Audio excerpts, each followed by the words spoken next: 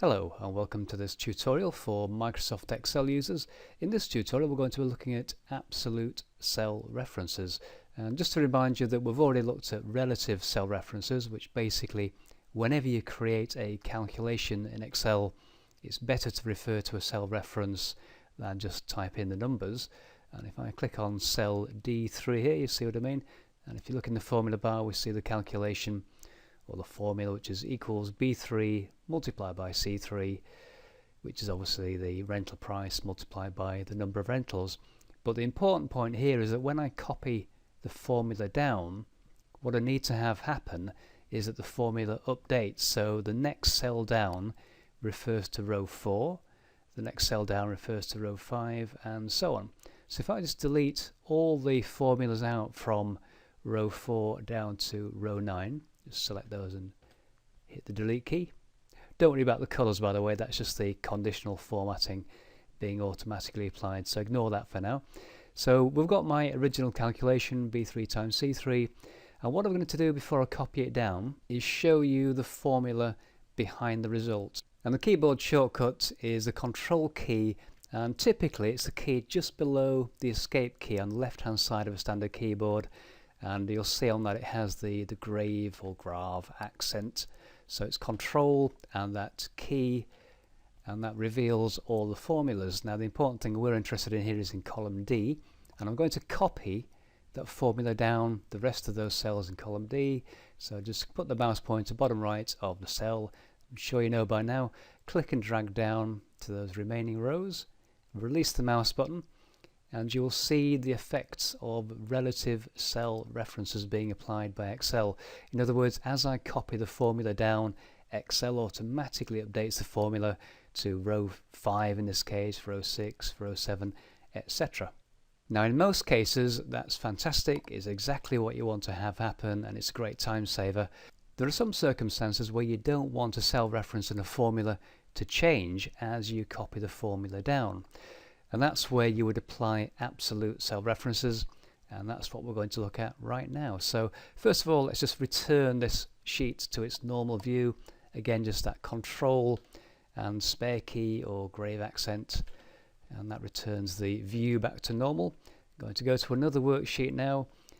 Now this isn't a real world example, it's just to illustrate first of all how an absolute cell reference works versus a relative cell reference. So you see here we have our list of movies, rental prices, and we have a blank column here which is going to feature our discount price. And you can see over on the right there we have our discount price. It's been typed in already. So cell F2, if I click on that, contains the value. So I don't want to have to retype the price or refer to the cell repeatedly and create a formula for each cell. Obviously I want to be able to create a single calculation or a single reference and copy that down. So let's click into cell C3. Creating an absolute cell reference is simply a modified version of a regular cell reference. So all I need to do here is type equals. I'm going to click on the cell F2, contains my 25 pence discount price, and then I'm going to go to the formula bar and just use the arrow keys now and go to the beginning of the F, and we're going to apply a dollar symbol to the F, so or before the F. So on a standard keyboard, Shift and 4 gets me the dollar symbol. Your keyboard might be slightly different depending on where you are, so it's a dollar symbol anyway, wherever that might be. Just use the arrow key to come before the number 2. Again, Shift and 4 in my case, the dollar symbol.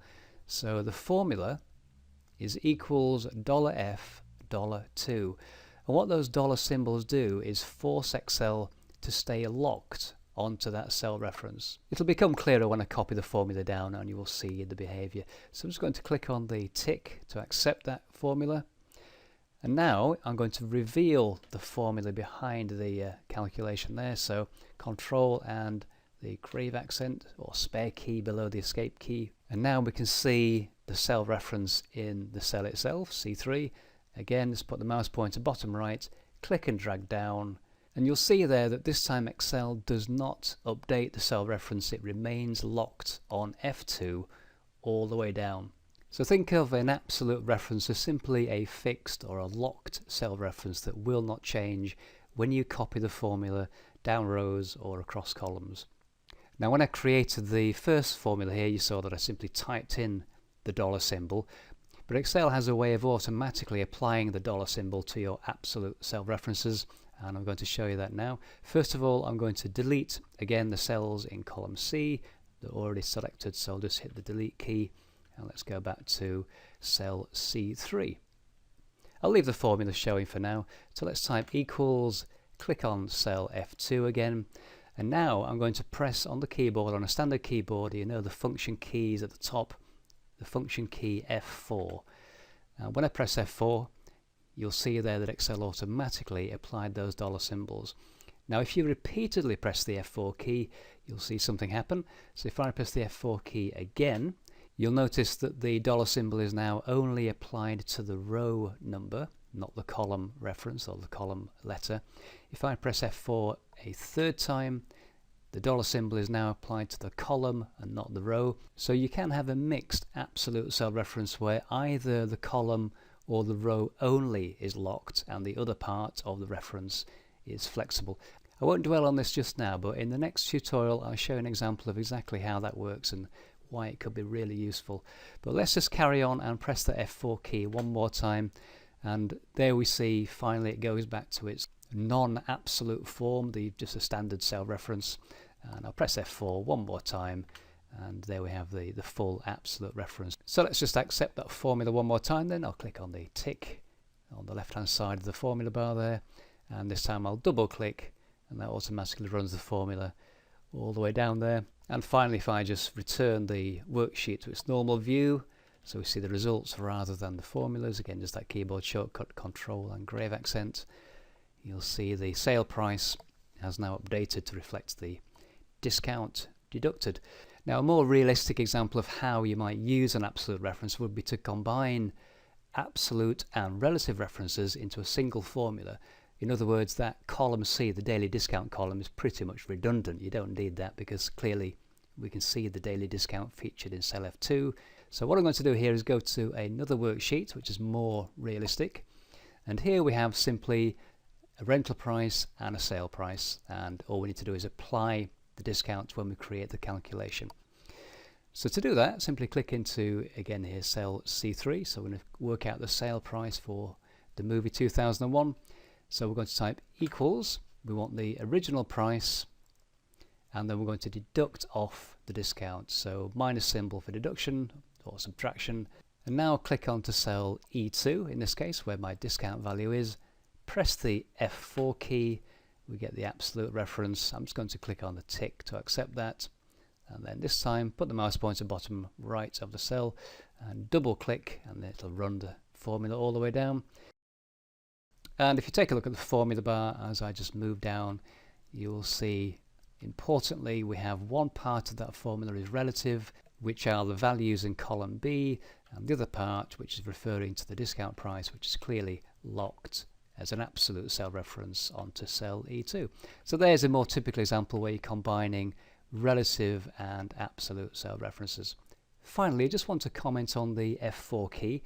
On a standard keyboard, it's very simple to find. You'll find it obviously the fourth function key along, nice and easy. If you have a laptop keyboard, you might be wondering where those function keys are. Now, laptops vary in the type of keyboard you might have, so I can't possibly answer this for everyone. But if you have a standard laptop keyboard, you most likely have those function keys as the top row of keys, but they default typically to something like multimedia keys. So you might have volume controls, you might have an email button, etc. Different laptops have different controls linked to those keys. But at the bottom left of a laptop keyboard, typically to the left of the spacebar, you may find, or you should find, a button labelled FN. FN is short for function, and that's how you activate the function keys on a laptop. So if you hold down that FN button and press the F4 key on a laptop keyboard, you'll get the same action as just pressing F4 on a standard keyboard. There are ways to lock the function key. One possibility is that if you press the function or the FN key and the escape key as a combination, you will lock the function keys. In other cases, you might have to do something a little bit more complicated and long-winded. It depends on the laptop. So what I would suggest you do is simply Google the name of your laptop and then add on the words function lock and then see what results you get. Hopefully you'll find a way of locking the function keys on your laptop should you need to do that. I hope that wasn't too long-winded and it made it semi-clear at least, and you can apply absolute cell references to the spreadsheets you're working on.